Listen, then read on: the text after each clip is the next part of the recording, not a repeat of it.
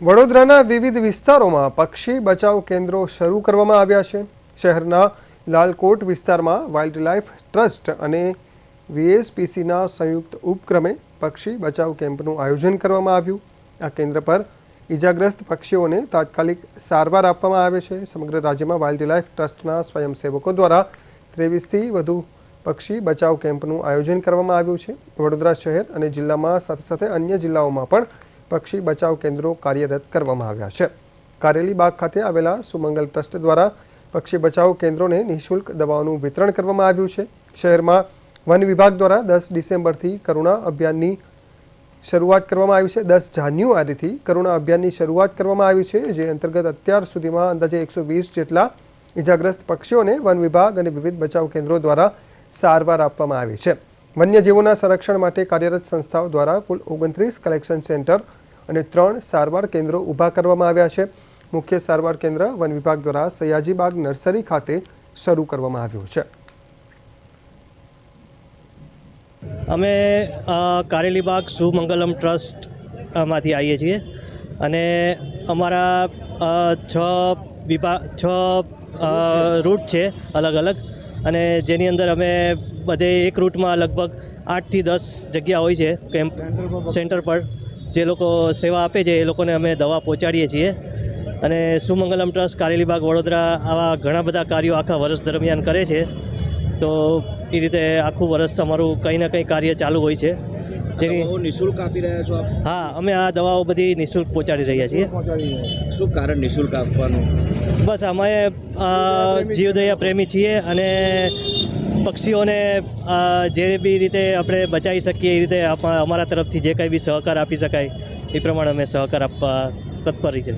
શહેરમાં આજે ઉત્તરાયણ તહેવારની ઉજવણી ખૂબ ઉત્સાહ સાથે કરવામાં આવી રહી છે, પરંતુ ઉત્તરાયણની સાથે સાથે જે મૂંગા પશુ પક્ષીઓ છે તે પક્ષીઓ પણ ઈજાગ્રસ્ત થતા હોય છે, અને એ લોકોની સેવામાં પણ અનેક જીવદયા પ્રેમીઓ અને એમની સંસ્થાઓ કાર્યરત થઈ છે। ત્યારે વડોદરા શહેરના લાલકોટ પાસે બર્ડ રેસ્ક્યુ કેમ્પનું આયોજન કરવામાં આવ્યું છે।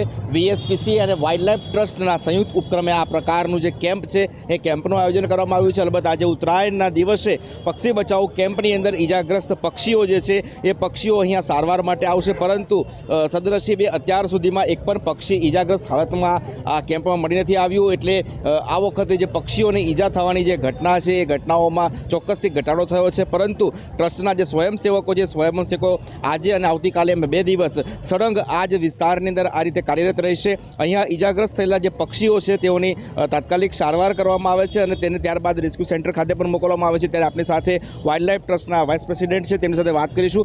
પુષ્પકભાઈ, જે રીતે આ કેમ્પનું આયોજન કરવામાં આવ્યું છે, ખાસ કરીને વડોદરા શહેરમાં અનેક જગ્યાઓ પર આ પ્રકારના કેમ્પ કરવામાં આવ્યા છે, અત્યારે શું પરિસ્થિતિ છે? હજી સુધી કોઈ પણ પક્ષી આવ્યું નથી, પરંતુ સાંજ સુધીમાં આવી શકે તેવી કેટલી શક્યતા? અત્યારે વાતાવરણ પ્રમાણે જોઈ શકીએ છીએ કે વાતાવરણમાં અત્યારે હવાનું પ્રમાણ ઓછું છે, તેથી પતંગો ઉડતી નથી, તેથી અત્યારે પક્ષીઓ ઘાયલ થવાની જે કેસ છે ઓછા છે। પરંતુ સાંજ સુધી જો વાતાવરણના આગાહી પ્રમાણે હવા વધશે તો સાંજે વધારે કેસ બની શકે એમ છે। અત્યારે ઓવરઓલ વડોદરા સિટીમાં 29 અલગ અલગ જગ્યાઓ પર અલગ અલગ સંસ્થાઓ દ્વારા 29 કેમ્પ સક્રિય છે, અને સમગ્ર જિલ્લામાં ટોટલ 42 કેમ્પ સક્રિય છે।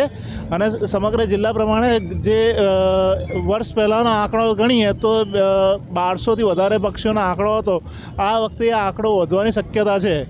અંબાલાલ પટેલે આગાહી કરી તે પ્રમાણે બપોર પછી હવા વધારે છે, એટલે પતંગો વધારે જગશે, એ પ્રમાણે પક્ષીઓનું સંખ્યા વધી શકે એ પ્રમાણે અમે ધારણા કરીએ છીએ।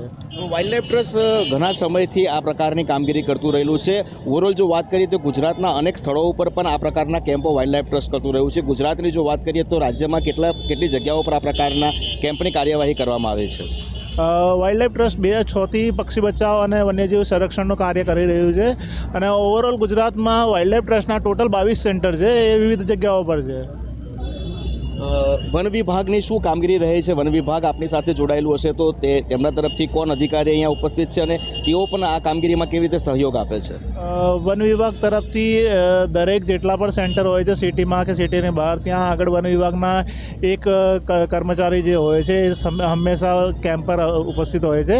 અને વન વિભાગનું મૂળ કાર્ય એ છે કે જેટલા પણ શિડ્યુલ પક્ષી આવે એ શિડ્યુલ પક્ષીમાં જે પણ શિડ્યુલ 1 અને 2 છે એ વન વિભાગની દેખરેખ હેઠળ એની સારવાર કરવી એ વન વિભાગનો મૂળ ઉદ્દેશ હોય છે. અને જેમાં કોઈ કચાશ ના થાય અને કોઈ પ્રાણીની કોઈ જાતની હાનિ ના પહોંચે.